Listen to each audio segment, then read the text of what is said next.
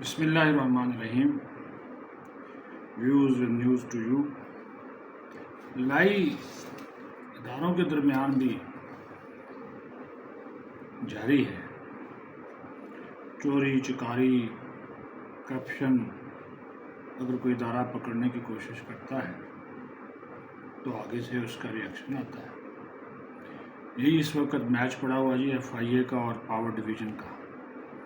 ایک دوسرے کو خطوط لکھے جا رہے ہیں، اس کے اوپر بات کریں گے. پھر جناب بڑی جلدی ہے کپتان کو قیدی 804 کو کہ جو میں نے سپہ سالار کو پیغام بھجوایا ہے اس کا جواب جلد آ جائے. لیکن کیا کریں، ادھر سے مکمل خاموشی ہے. خان صاحب کا جو اسٹیمنا ہے وہ اتنا ہے نہیں. 24-48 گھنٹے گزر چکے پیغام بھجوائے ہوئے، تو خاموشی ہے. ہو سکتا ہے کہ آنے والے دنوں میں جب وہ میڈیا سے بات کریں تو پھر پھٹ پڑے اور پھر شروع ہو جائیں آرمی چیف کے خلاف، جس کو سپہ سالار بھی کہتے ہیں، نعرو بھی مانگتے ہیں، اور پھر کہتے ہیں نیوٹرل ہو جائیں. تیسری بات، یہ جو قائد حزب اختلاف ہیں عمر ایوب، ان کی کچھ مشکوک قسم کی ملاقاتیں ہو رہی ہیں، خفیہ ملاقاتیں جس کو کہتے ہیں. کہا جا رہا ہے کہ جتنے پر امید یہ ہیں دسمبر میں انتخابات ہونے کے حوالے سے، اور سب سے پہلے بیان بھی انہوں نے دیا، تو لگ یہ رہا ہے کہ یہ جو ہے کسی سے مل کر آئے ہیں، کوئی ملاقات جو ہے وہ کر چکے ہیں، اور اس ملاقات کے تناظر میں انہوں نے یہ سٹیٹمنٹ دی اور کافی کھل کھلا کر بول رہے ہیں. تو وہ بھی ایک چیز جو ہے اب وہ رڑک رہی ہے، رڑک کہ یہ اس کے پیچھے کیا کہانی. کھل جائے گی، ایسی بات نہیں ہے، کہانی کھل جائے گی. لیکن پہلے ہم بات کر لیں. آپ کو یاد ہوگا کہ وزیر اعظم نے بجلی چوری کی روک تھام کے لیے اور کرپشن ختم کرنے کے لیے ایف آئی اے کو ذمہ داری دے دی. ایف آئی اے کے افسران جو ہیں وہ تعینات کر دیے گئے مختلف بجلی تقسیم کار کمپنیز میں. انہوں نے جا کر وہاں پہ جو ہے وہ تحقیقات شروع کر دیں، اور ایف آئی اے کے مطابق تقریباً انہوں نے 85 اہلکاروں کو اب تک گرفتار کیا، 185 مقدمات درج کیے اور 67 کروڑ روپے وصول کیے. اب کہانی یہ ہے کہ سیکرٹری جو تھے پاور ڈویژن، انہوں نے ایک خط لکھ دیا ڈی جی ایف آئی اے کو، اور انہوں نے کہا جی یہ جو آپ کے ادھر افسران ہیں نا، جو آپ نے ادھر پاور ڈویژن میں یا بجلی تقسیم کار کمپنیوں میں لگائے ہیں، یہ بددیانت ہیں. ان کے اوپر الزامات لگا دیے کہ یہ خود ایماندار لوگ نہیں ہیں، یہ دباؤ ڈالتے ہیں، یہ مبینہ طور پر کرپشن میں ملوث ہیں اور ہمارے عملے کو ہراساں کرتے ہیں. خط لکھ دیا جی، حالہ مچ گئی. اس کے جواب میں پھر ایف آئی اے نے بھی پاور ڈویژن کو جوابی خط لکھا، اور انہوں نے ان تمام جو الزامات تھے ان کو مسترد کر دیا اور کہا کہ جو آپ کا خط ہے اس کے اوپر ہمیں بڑی گہری تشویش ہے، اور جن ایف آئی اے افسران کے اوپر سنگین الزامات بجلی چوری اور کرپشن روکنے کے لیے جو افسران تعینات کیے گئے تھے ان کے اوپر آپ سنگین الزامات لگاتے ہیں، تو جس ایف آئی اے افسر کے بارے میں آپ کا یہ الزام ہے، یہ الزامات ہیں، اس کے بارے میں آپ آگاہی تو دیں، آگاہ تو کریں نا. معلومات تو دیں وہ کون ہے، اس کا نام بتائیں تاکہ اس کے اوپر ایکشن لیا جا سکے۔ باقی انہوں نے اپنی کارکردگی جو ہے وہ بیان کر دی، وہ جناب ہماری تو کارکردگی یہ ہے۔ یہ میچ پڑا ہوا ہے، اب دیکھتے ہیں کہ اس کا جواب الجواب کیا آتا ہے۔ لیکن جس طرح ہم بات کرتے رہتے ہیں نا کہ ہر جگہ پہ مافیاز جو ہیں وہ موجود ہیں، نہیں چاہتے کہ کرپشن ختم ہو۔ کرپشن جو ہے وہ ہمارے معاشرے میں سرایت کر چکی ہے۔ ادارے ہوں، سرکاری ہوں، نیم سرکاری ہوں، پرائیویٹ ہوں، بغیر تھبنچو کے کچھ نہیں ہوتا۔ اور جو پھر اس کے خاتمے کے لیے کام کرتا ہے تو وہ پھر جناب آگے سے اس کا ریئیکشن آتا ہے۔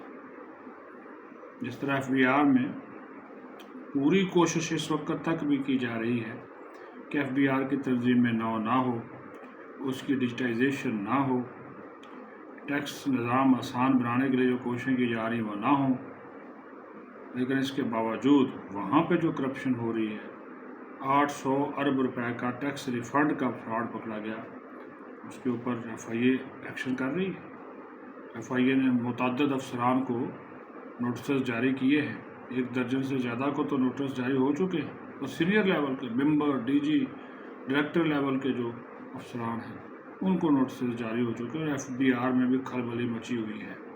وزیر اعظم نے ایک بات تو ٹھیک کہی تھی کہ جس کی کارکردگی بہتر ہوگی اس کو جزا ملے گی، انعام ملے گا، اور جو کرپٹ ہوگا، کارکردگی نہیں دکھائے گا تو اس کو پھر سزا ملے گی۔ تو FBR تو ایک بہت بڑا وہ ہوتا ہے نا، وائٹ ایلیفنٹ، سفید ہاتھی، جس طرح اسٹیل مل، ریلوے وغیرہ کے ادارے، یہ ان سب سے بڑا ہے۔ یعنی کہ صرف ٹیکس ریفنڈ کے کیسز میں 800 ارب روپے کا جو فراڈ ہے وہ پکڑا گیا، اور یہ پرائم منسٹر کو بتایا گیا بریفنگ میں پچھلے دنوں، اور اس کی انویسٹیگیشن جو ہے وہ FIA کر رہی ہے۔ آج کل FIA میں بڑا کام ہے جی، وہ سائبر کرائم والے علیحدہ ہیں، وہ رؤوف حسن، وہ یاد آ گیا جو رؤوف حسن کا اور ان کے ساتھیوں کا جو گرفتار ہوئے ہیں، ان کا مزید 2 دن کا ریمانڈ جو ہے وہ دے دیا گیا ہے۔ حالانکہ وہ تو 30 دن کا مانگ رہے تھے FIA والے، کہ وہ سوشل میڈیا اور ادھر ادھر جو ان کے معاملات ہیں جو گڑبڑ مٹولا کرتے رہے، پروپیگنڈا کرتے رہے ریاستی اداروں کے خلاف PTI کے سوشل میڈیا اکاؤنٹ سے، تو وہ کچھ جناب کوئی انڈیا کے ساتھ رابطے شابطے بھی، کوئی آج عدالت میں باتیں ہوئی ہیں، کوئی راہول نامی آدمی ہے اس کے ساتھ ان کا رابطے شابطے، کہ انڈیا میں جانا، تو اس نے تسلیم کیا رؤوف حسن نے کہ وہ ایک ریجنل تھنک ٹینک چلاتے ہیں، تو اس وجہ سے ان کی ملاقاتیں ہو گئیں۔ لیکن یہ چیزیں نظر عام پر آ گئی، اور جیسے جیسے تحقیقات آگے بڑھے گی اور بھی اس حوالے سے جو چیزیں ہیں وہ سامنے آتی جائیں گی، پتہ چلتا جائے گا کہ کون جو ہے وہ کیا ہے اور اس کا کردار کیا ہے۔ اب جو میں نے شروع میں بات کی تھی وہ اس کو آپ کو بتا دیں کہ چند دن پہلے عمر ایوب نے عمران خان کا پیغام میڈیا کا پہ آ کے بتایا سپہ سالار کے نام، اور اس کے بعد پھر عمران خان کی جو بہن ہیں علیمہ خان، انہوں نے بھی بات کر دی آ کر بات کہ ادارے جو ہے نا، فوج جو ہے وہ نیوٹرل ہو جائے اور اس حکومت سے اپنا ہاتھ اٹھا لیں، ہم ان سے خود نپٹ لیں گے۔ وہ پیغام جہاں پہنچنا تھا وہ پہنچ چکا، ڈلیور ہو گیا۔ یا شعیب شہین نے بھی بولا کہ جن کو پیغام پہنچانا تھا وہ پہنچا دیا گیا۔ وہ اب یہ بھی دعویٰ کرتے ہیں کہ فوج ہماری ہے، ملک ہمارا ہے، لیکن اسی فوج کے خلاف پروپیگنڈا بھی کرتے ہیں، دشنام ترازی بھی کرتے ہیں، سوشل میڈیا پہ اسی فوج اور اس کی قیادت کے خلاف مسلسل زہر بھی اگلا جا رہا ہے، اور اسی فوج سے کہتے ہیں کہ آپ نیوٹرل ہو جائیں۔